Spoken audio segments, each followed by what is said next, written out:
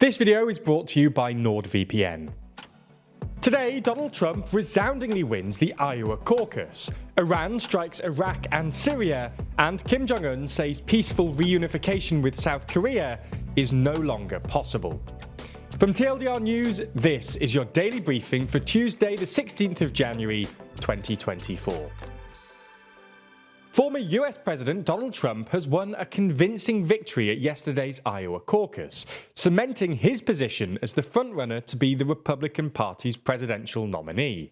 Trump won 51% of the popular vote and carried 98 of Iowa's 99 counties, earning him 20 of the state's 40 delegates.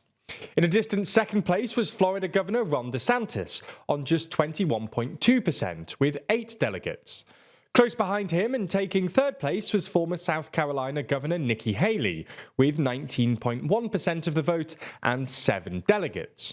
Far behind in fourth was businessman Vivek Ramaswamy, who won just 7.7% of the vote and 3 delegates, a result that prompted him to suspend his campaign and endorse Donald Trump. Trump's victory in Iowa, which is the first state in the Republican presidential primary, was something of a foregone conclusion. Arguably, more attention was paid to who would come second and how big the gap between first and second would be. DeSantis' second-place finish, while distant, is good news for his campaign, which seems to have faltered while Nikki Haley's appeared to be gaining momentum. With the Iowa results in, both DeSantis and Haley have vowed to continue their fight for the nomination. The record turnout in Iowa was the lowest in a quarter of a century, largely owing to icy cold and dangerous weather conditions. In addition to this, another record was also set. Trump's margin of victory, 30 points, is the largest margin ever for a contested Iowa Republican caucus. Following the caucus, Trump told his supporters that "I really think this is time now for everybody, our country, to come together," and added that he thought his Republican rivals were very smart people, very capable people. Attention will now quickly turn away from the Midwest towards the northeastern state of New Hampshire, which holds its primary election on January the 23rd. While neither Iowa or New Hampshire have that many delegates up for grabs, as early races, they can make or break a campaign. Nikki Haley, for example, is staking a lot on New Hampshire, hoping to win over the state's independent and undeclared voters, as well as any more moderate Republicans. But Trump's big victory in Iowa suggests he maintains his dominance over the party's base, despite his complex legal challenges. There's more on the way, but be sure to subscribe and ring the bell to make the daily briefing part of your daily routine, or just search for us on your podcast app to listen along. Iran carried out airstrikes on targets in Iraq and Syria late on Monday, as the fallout from the war in Gaza spreads and regional tensions escalate.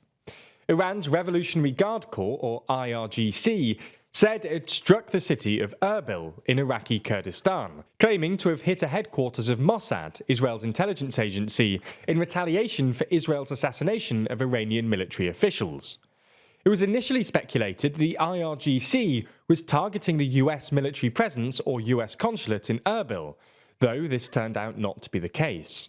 Multiple reports, however, say that the IRGC strike actually hit the house of prominent Kurdish businessman Pershor Dizai, killing him and 4 members of his family. Meanwhile, a separate IRGC statement said it had called out strikes on terrorist operations in Syria, including Islamic State targets which were destroyed. IS's Afghanistan affiliate had claimed responsibility for a terror attack earlier this month in the Iranian city of Kerman that killed more than 90 people. The US has confirmed that no US personnel or facilities were targeted in Iraq or Syria, but called the Iranian strikes reckless and imprecise.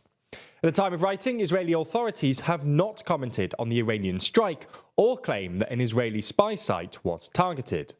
Kurdish authorities in Iraq condemned the Iranian strike as a crime against the Kurdish people and rejected Iran's justification.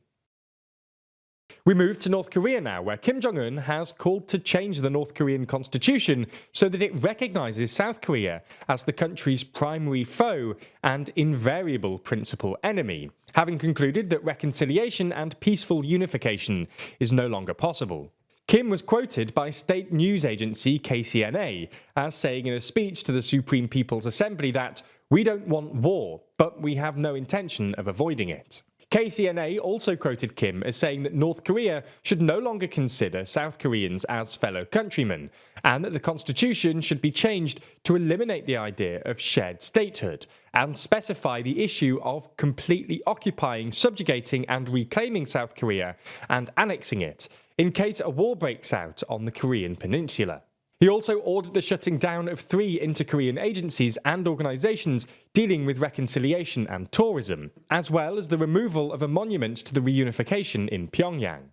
All this came at a time of serious tension between North and South Korea, with the North continuing to carry out missile tests and the South engaging in joint military drills with the United States. Despite technically still being at war since the 1950s, both North and South Korea have long declared a shared ultimate goal of peaceful reunification, viewing North and South Koreans as part of the same people. Kim Jong Un's comments are a rejection of this historic doctrine pursued by his father and grandfather. South Korea's President Yoon Suk-yeol condemned Kim's remarks, and he vowed that any North Korean provocation would invite retaliation on a multiplied scale. In other news, Switzerland, often seen as the global peace police, is once again flexing its diplomatic strength, this time for Ukraine. Upon President Zelensky's request, Switzerland, a neutral country, has agreed to host a global peace summit for the world's leaders. The proposed summit comes at a time when economic support for Ukraine has waned. According to Zelensky, the aim of the summit will be to re-energise conversation on ending the conflict. It's also going to be an opportunity for Zelensky to gain sympathy from the Global South and to try and change Global South's apparent animosity towards the conflict. Most countries in the Global South have decided to stay out of the conflict and refuse to pick sides. Ukraine is particularly keen to get China on board, seeing Beijing as a key player in potentially ending the war. However, it looks like Russia won't be invited.